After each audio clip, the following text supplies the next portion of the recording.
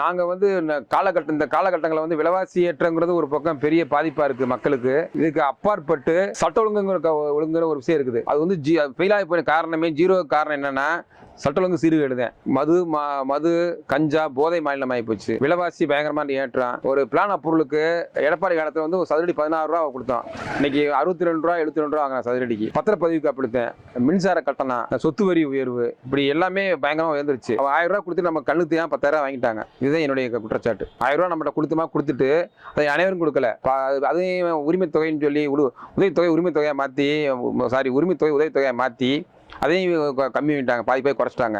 இது இல்லாமல் விலைவாசி ஏற்றத்தை பண்ணி மறைமுகமாக நம்மளை 10,000 ரூபா வாங்கிட்டான் 1000 ரூபா கொடுத்துருக்காங்க. இதுதான் என்னுடைய குற்றச்சாட்டு. ஜெய் வருகை இனிமேல் தெரியும். ஆனால் அவருக்கு வந்து நான் விசாரித்த வரைக்கும் ஒரு அபவுட் 30க்கு மேலே யாருமே கிடையாது. 20 to 30 தான். அதுவும் அவங்களுக்கு வாக்கு இல்லாத ஆளும் இருக்காங்க. அதை நம்ம கன்சிடர் பண்ண வேண்டிய அவசியம் கிடையாது. 20 வயசுலேருந்து 30 வயசுக்குள்ளே இருக்காங்க அவருக்கு. அவங்களும் முழுமையாக ஓட்டு போடுவாங்க. இனிமேல் தெரியும். வெயிட் பண்ணி தான் பார்க்கணும். காலம் பதில் சொல்லும்.